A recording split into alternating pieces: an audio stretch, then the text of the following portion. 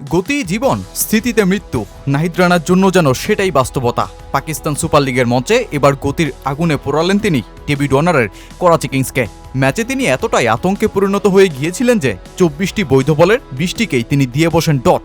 বর্তমান ফ্রাঞ্চাইজি ক্রিকেটের রানের দুনিয়ায় যখন বোলাররা অসহায়, সেখানে নাহিদ রানা তো একেবারে মেইডেনও করে বসলেন। পেশোয়ার জালমির রেকর্ড ব্রেকিং জয়ের যেই ম্যাচে করাচি কিংস শুধু দুমড়ে মুচড়ে যায়নি, ব্যাটে বলে লজ্জায় মুখ লুকিয়েই ফিরেছে হোটেলে।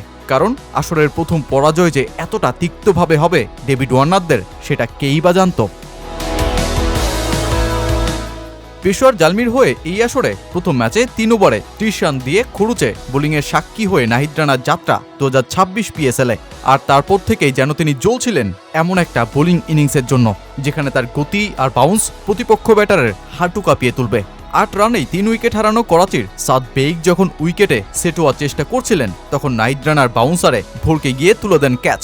রানা সেই ক্যাচ নিজেই তুলে বেগকে ফেরান ১৪ রানে। এরপর খুসদিল শাকে পঞ্চম স্টাম্প লাইনে একটা বাউন্সার ছুড়ে দেন, আর যেই বলের নিয়ন্ত্রণ না নিতে পেরে কুশাল মেন্ডিসের হাতে ক্যাচ দিয়ে দেন খুসদিল।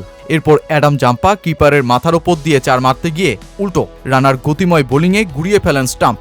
৪ ওভারে ৩ উইকেট, একটা মেইডেন আর মোটে ৭ রান খরচ, সাথে ১৪৪.১ কিলোমিটার গতিতে ছোড়া ইয়ার্কার। এই নাহিদ রানা একেবারে কম্বো প্যাকেজ হয়ে বোলিংয়ে সেটাই দেখালেন যা তিনি দেখাতে চাইছিলেন। অন্যদিকে শরীফুল খুব বেশি চমক দেখাতে না পারলেও ৩ ওভারে ২৩ রান দিয়ে তোলেন ডেভিড ওয়ার্নারের উইকেটটা।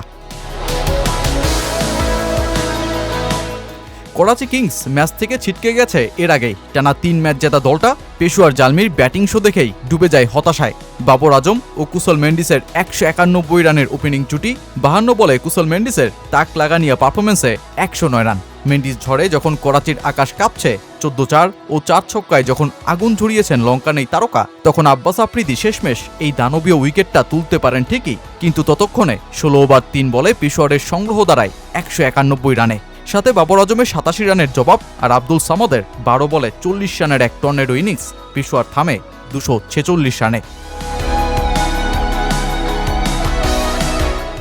একপাশে বিরাট রানের লক্ষ্য আর অন্য পাশে বোলিং আক্রমণ, এই সব কিছুতেই ভরকে যাওয়া করাচির কোনো ব্যাটারি আর উইকেটে দাঁড়াতে পারেননি।